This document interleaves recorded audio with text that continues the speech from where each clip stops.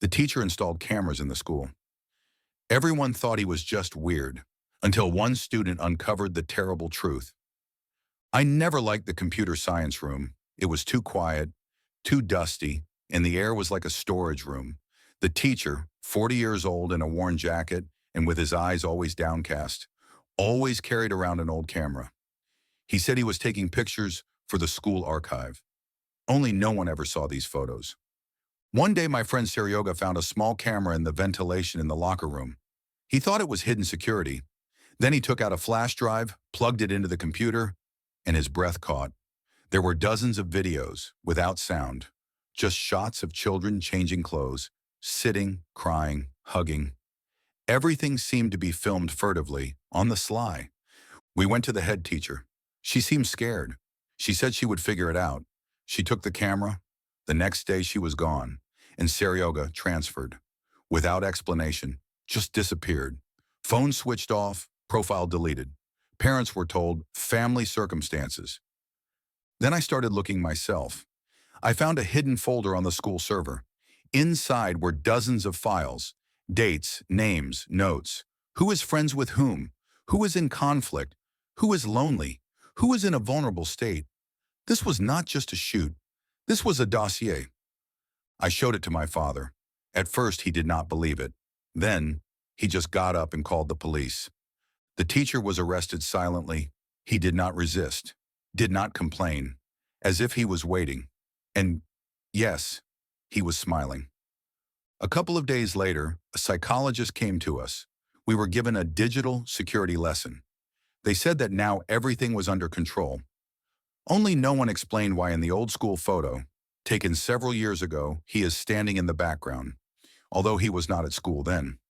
And every time I see a camera, even in an elevator or on a phone, it seems to me that it is somewhere nearby again, and it is watching. Several weeks passed. Everyone tried to forget. The teacher disappeared, and with him it was as if the problem itself had been erased.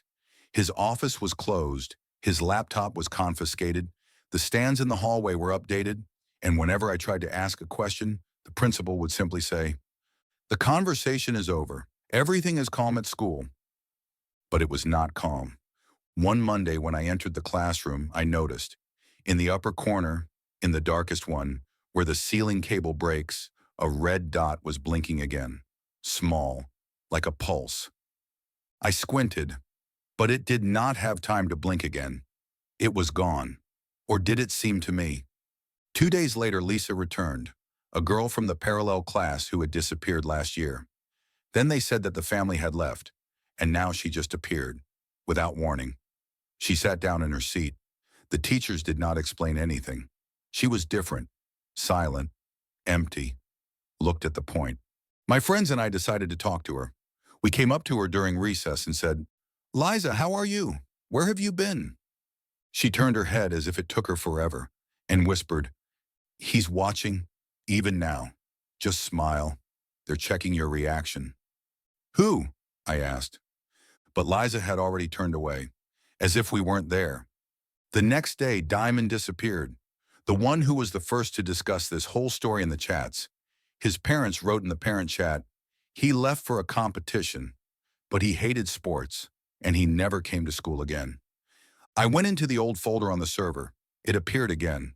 The files were different, new, with current dates, and I was on one of them. I was just standing in the hallway, looking at my phone. But if you look closely, there was someone standing behind me, in the shadows, and it seemed he was smiling. He wasn't just watching. He wasn't just filming. He was choosing. When I went back into that same folder on the server, a strange file appeared in one of the subfolders. Text, just names, age, roots home, hours when they are alone, check marks next to them, red ones, those who are taken off, those who are under observation, and those who are completed.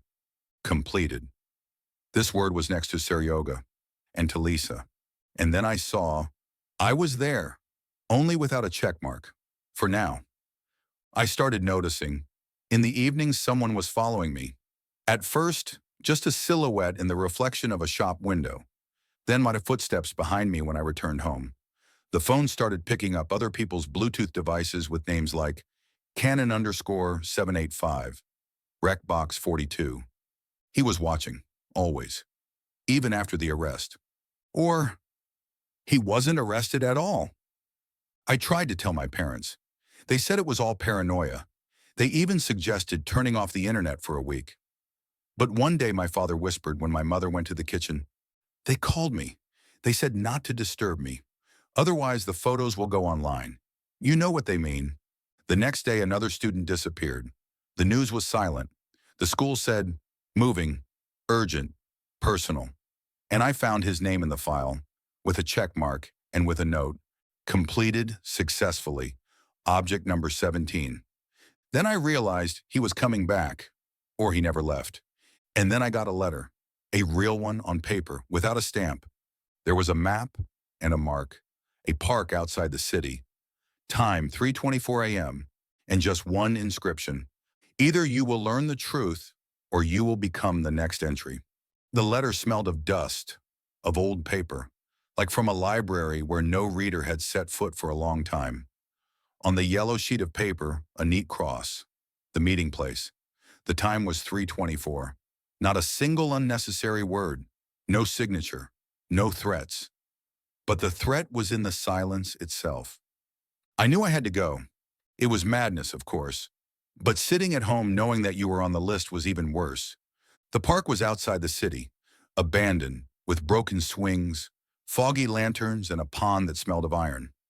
I arrived at the appointed time, and he was already waiting.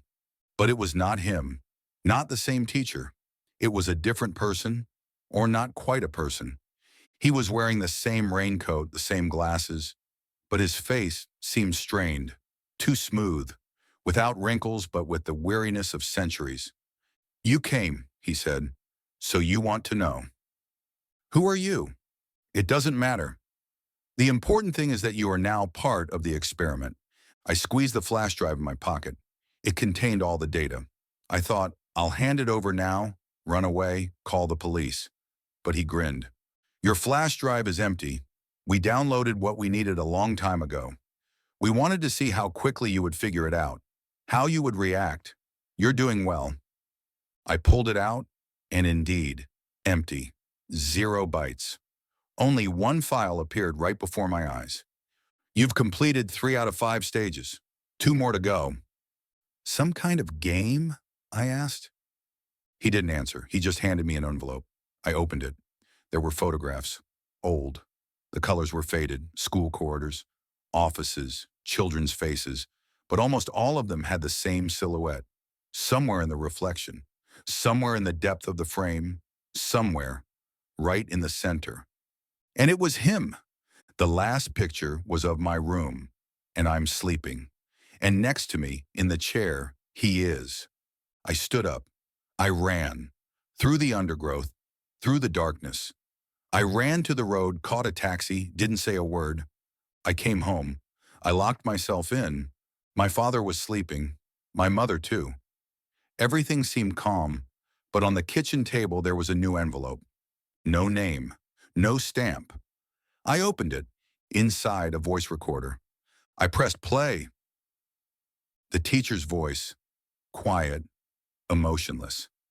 "Subject number 18 has reached the 4th stage. Fear, independent contact, testing boundaries, development option, resistance. Pause. Surveillance continues. Deletion on schedule." I threw the recorder in the toilet, locked all the doors, taped up the cameras. But at night, another letter arrived. On it, a fingerprint, mine, and inside a paper with the inscription, "You are already inside. The only way out is to go to the end." I was sitting at the old computer in my room when I came across that very article. At first, I didn't believe it. The name matched, but it seemed impossible. How could such a person work calmly in our school? The headline was blazing red. "Syrian serial killer Desert Shadow disappears from custody." The article told how 10 years ago, during the civil war in Syria, the police caught a suspect in a series of brutal murders of teenagers. They nicknamed him Desert Shadow because he appeared and disappeared so quickly that no one could pick up the trail. His methods were sophisticated. He left a minimum of evidence, used local legends to intimidate victims, and confuse the investigation. He was caught, but after a few months, all traces of him disappeared. His name was deleted from the database. They said that he was exchanged or hidden on someone's orders. And now this man was my teacher. I remembered how he spoke in class about the history of the Middle East, how his gaze sometimes changed, became sharp, almost predatory when he talked about the war. No one paid attention. Everyone thought that he was just a teacher tired of life. But now I understood. He was running from his past. Or even worse, he brought his nightmare here, to our school. What if all the cameras, all the surveillance, not just a maniacal whim, but part of some ritual, an experiment in which he was looking for the perfect prey, testing fear, control, submission? And I realized that I had no time. While I was digging through this past, he was already planning his next move. That night, when I received another letter with a map and a time, I understood that this was not just a game. This was a challenge. He knew what I was looking for, and he was waiting. At the meeting in the park, where that strange man in a cloak and mask appeared, I asked him directly, "Why are you here? Why school? Why children?" He smiled like a predator smiles before an attack. "This is my refuge, my new desert. Do you see their fear? It is like a drug. Each stage is a hunt, and only the strong survive. You are a serial killer. You are dangerous," I shouted. "Dangerous? Perhaps. But I am more than a man. I am a legend, and you are already in my game." He took a step forward. I felt the coldness of his gaze as if he was reading me through and through. Then I decided, you can't wait for him to make his next move. You have to act first. But how can you stop a person who hides behind the mask of a teacher who can disappear at any moment? I collected all the evidence, photos, videos, documents. I went to the police. They listened to me there, but didn't really believe me. It sounded too unbelievable. Until one of the officers asked, "Why do you think he's not just a maniac, but something more?" I showed him the letter with the map, the voice recorder, the flash drives, and then, unexpectedly, he quietly said, "He's not just a teacher. He's part of an organization that hunts those who are too curious." After I collected all the evidence and took it to the police, a real storm began. At first, they were skeptical about the case. The officers looked at me like a teenager with fantasies. But when I showed them the camera footage, the mysterious files with names and the words "completed," and a copy of the article about the Syrian serial killer, everything changed. Soon, a special group joined the investigation. People who had been tracking disappearances and suspicious individuals in our region for a long time. They began checking the teacher's past, his connections, and his movements. A couple of days later, the police searched the school and the teacher's apartment. They found an arsenal of hidden cameras, laptops with encrypted files, maps with marked student routes, and even a cache of documents confirming his identity and criminal past in Syria. It became clear he really was the shadow of the desert who had escaped punishment by hiding in another country. The police put him on the international wanted list and began preparing for his arrest. The news featured headlines like, "Syrian serial killer hid in our city school," "Criminal teacher, a serial killer who hunted children." But here's what was most frightening. According to investigators, the teacher had planned everything carefully. Cameras, surveillance, threats. It was all part of a long-term operation. And although they were already looking for him all over the world, it seemed that he knew about it and left traps in case he was caught. Investigators found new names on the list and immediately began to look for those who could still suffer. Panic began in the school and the district. Parents took their children early, and teachers could not believe that they had not noticed the threat for so long. For me, all this was just the beginning. Now that the police took over the case, it seemed that the danger should disappear, but letters, mysterious calls, and shadows of the past continued to haunt me. After the police received all my evidence and officially opened a criminal case, a real hunt began. The school was cordoned off, every room was thoroughly checked, and the teacher's personal belongings were seized for analysis. On the news every night, there were reports of a large-scale special operation, and the city lived in anticipation of when the dangerous criminal would finally be caught. But he seemed to dissolve into thin air. The first days of the search were unprecedented. Cameras and checkpoints were set up all over the city. Train stations, bus stops, train stations, and even abandoned buildings on the outskirts were checked. Security forces worked around the clock, lifting every stone. But the teacher slipped away every time. He changed his appearance beyond recognition. Glasses for contact lenses, a beard for a clean-shaven face, a hairstyle for a bald head. His voice was recorded, and experts warned that he could imitate other people's intonations. Each of his steps was carefully planned, like a chess game, where he always played first and was one step ahead. The police looked for witnesses who had seen the suspicious person, but their stories often contradicted each other. False leads appeared, scraps of clothing, shoe prints that were never found, false reports of his whereabouts. Someone was clearly helping him remain invisible. The intelligence services even suggested that he had a secret support network, perhaps former fighters from Syria who helped him hide and adapt. Perhaps someone inside the police or school administration was on his side, someone who turned a blind eye and set up the investigation. The school turned into a closed zone where every child and teacher felt constant tension. Parents took their children as early as possible. Many enrolled them in private clubs and sections, afraid to let them go outside. In every class, there were conversations, whispers. Who is next? Who will he choose? No one felt safe, but I couldn't just wait. Each new letter, each new clue was like a shot for me. I understood. If he could get away from the police now, he would stop at nothing. He could come back and take someone else, or even me. I tried to contact the police to share my guesses about the fugitive's secret assistance and possible routes. But I was met with suspicion. They did not believe the young man, who himself seemed to be on the verge of a nervous breakdown. I was told that I could harm the investigation. Nevertheless, I did not give up. I began to look for clues myself, crossed paths with those who had seen him in recent days. I tracked down several addresses where he could be hiding. Once I almost fell into an ambush when I was following a suspicious man in a raincoat. Every step was risky. I understood that I was playing with fire, but there was no choice. Meanwhile, the police announced a series of public searches, distributed a photo of the teacher in which he looked old and tired but confident. However, someone completely different was walking the streets. Dexterity and cunning allowed him to avoid cameras and undercover agents. It gradually became clear that this hunt could last for months, maybe longer. He was not just a criminal.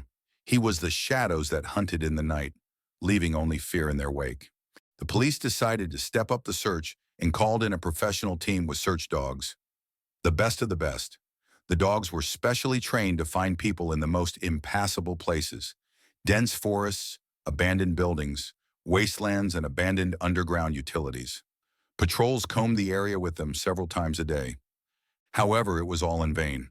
The dogs sniffed out tracks, but they ended in an empty place, as if the teacher knew how to avoid these sniffers and left false tracks or used chemicals that confused the dogs. His tracks disappeared as quickly as they appeared. Rumors began to circulate on the streets that he could disappear like a shadow, that he had skills superior to an ordinary person. At the same time, horrific things began to happen in the area. For several weeks, local residents found the bodies of children and teenagers, victims of brutal attacks that no one had seen or heard. The bodies were drained of blood, with signs of brutal torture, but there was no direct evidence leading to the perpetrator. The police could only record the finds and conduct an investigation, but without success. The school, which had become the epicenter of the whole nightmare, was deserted. Parents were afraid to let their children go, even to the nearest park. The streets were empty after sunset. The night turned into an ordeal. Every rustle or shadow caused panic fear. Panic was growing in the news. Serial killer on the loose. Зрення. Учитель маньяк все ще полює. Зрення. Ніхто не безопасен. The headlines tore at hearts and terrified. The police no longer knew how to stop this wave of violence. They worked hard, but in fact only found bodies and untangled traces of the past without getting closer to the main goal. Meanwhile, the teacher continued to track down his victims, remaining a mystery to everyone, almost a myth. No one saw him appear and disappear, but the consequences of his existence were catastrophic. I felt alone in this hell. I understood that the only one who could understand this darkness was me. His victims, his tracks, his game, everything was connected to me. I looked for any hint, any clue, each new letter, each entry, like a cry from the depths of the abyss. I knew if I did not stop him, then the next victim could be me or someone I loved. The police, although actively working, gradually began to lose hope. They openly said that the case was becoming hopeless, that the maniac could be out of reach. But I could not give up. Several long months passed since the police officially declared a hunt for the teacher, the maniac, whose name had already become synonymous with fear and horror in the city. The school walls were empty. Parents were afraid to let their children go, even to the neighboring yard, and the nights became a real test for all residents. The police worked tirelessly. They combed every corner of the city, checked all the leads, questioned hundreds of witnesses, brought in experts and search dogs, but the teacher seemed to dissolve into thin air. He was like a shadow that appears only for a moment and then disappears. But the strangest thing began when investigators began to carefully analyze all the available data: documents, photographs, fingerprints, lesson reports. Some things did not add up. For example, there was no record of the teacher being hired in the school archives, as if he had never existed. All the identification papers seemed to be forged, too skillfully made to be real. Detectives began to suspect that the teacher was not a real person, but a carefully constructed legend created by someone who wanted to distract the police, hiding the real killer. But the murders did not stop. Every new body found confirmed that someone in the city was continuing to hunt children. But who? The police were stumped. There were no witnesses, no evidence, no sign of the real criminal. All that remained was horror and fear. The investigation turned into a search for an invisible enemy, a ghost that comes and goes without leaving a trace. People began to whisper about the desert shadow as if it were something supernatural, an evil that went beyond human understanding. A dark silence fell over the city. Parents kept their children at home. Schools closed early. The streets were empty before sunset. I realized that what we were facing was more than just a serial killer. It was something else, something that defied logic and explanation.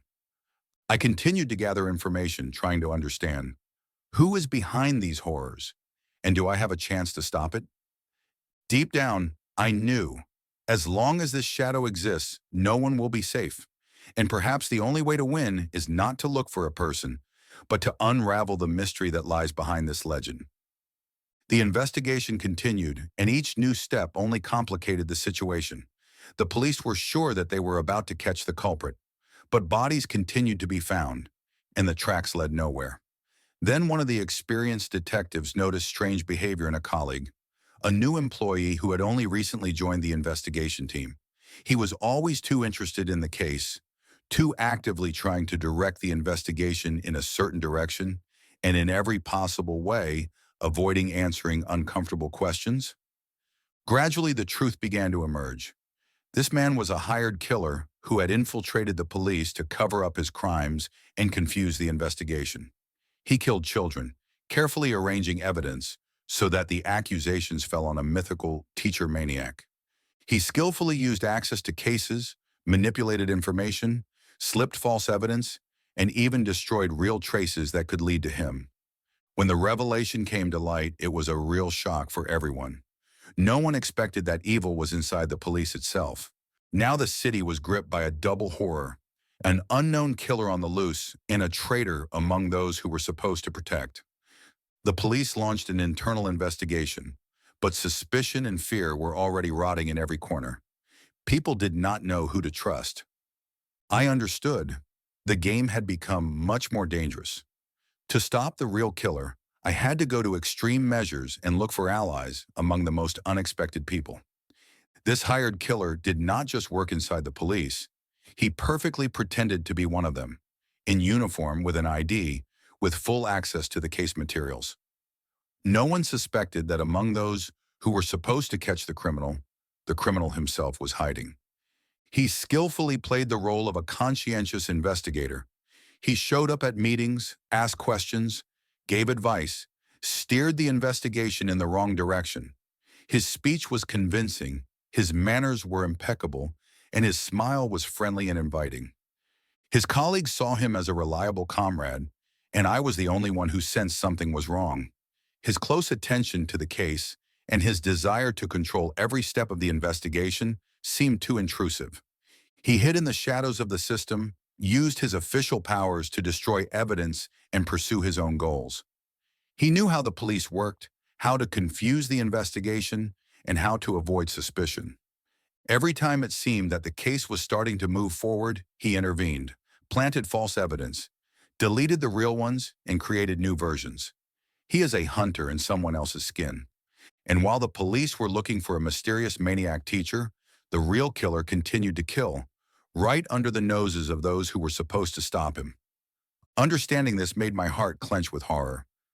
If evil is so close, if it is in uniform and among those who are trusted, then who can I trust? I knew that in order to save the children in the city, I would have to uncover this deception, expose the liar, and fight not only the killer, but also the system that covered him up.